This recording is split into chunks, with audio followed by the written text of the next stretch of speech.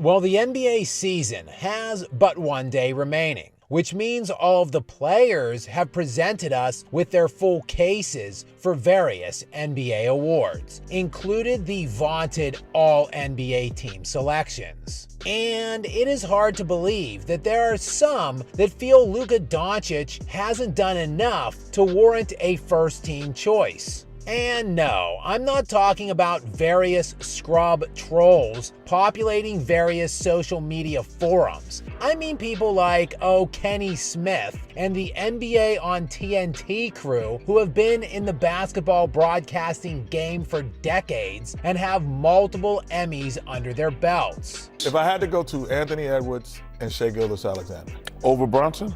Over Doncic? And Over Doncic? yeah, that would be second team. But what was even crazier here is Barkley seems to feel as if Brunson deserves first-team consideration. I don't think there's a wrong answer between Bronson, Shai, Anthony, and Luka. Except there absolutely is a wrong answer. And that answer would be not having Luka Doncic on the first team.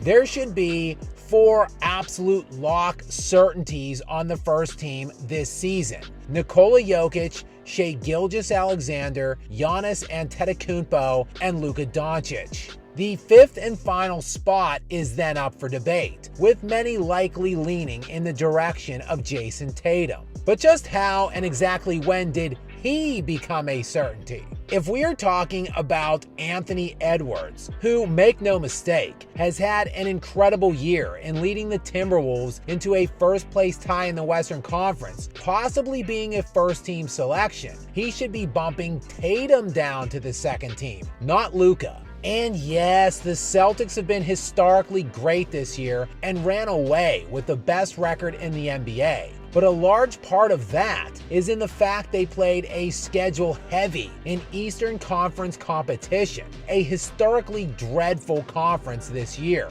Oh, and the Celtics are of course stacked. They have Jaylen Brown, who was second-team All-NBA last year, and they also added Kristaps Porzingis in the offseason, who, while he has missed 24 games this year, has been great while on the floor, averaging 20 points, 7 rebounds, and 2 blocks per game. They also added Drew Holiday this past summer, who is the 5th leading scorer on their team.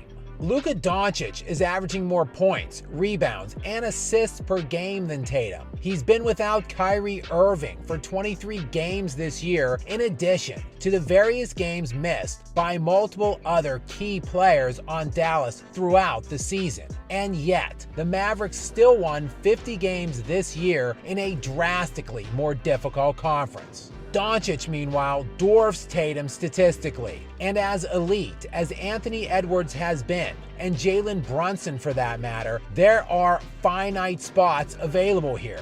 But it is absurd there even needs to be a defense offered for Luka in terms of simply having one of those slots on the first team, since there are 5 available and it is positionless this year. So essentially the standard simply is be one of the 5 best players in the NBA. And with Doncic leading the league in scoring at 33.9 points per game, while averaging nearly 10 assists per game, good for 3rd league-wide, and throwing in 9.2 rebounds a night, it is an impossible case to make that he isn't a top 5 player. Oh, and in addition to his dominance in the standard box categories, he ranks highly in all of the most prominent advanced categories as well, sitting at 4th in player efficiency rating, 5th in win shares, 2nd in box plus minus, and 2nd in value over replacement. As great as Anthony Edwards, Jason Tatum, and Jalen Brunson have all been this season,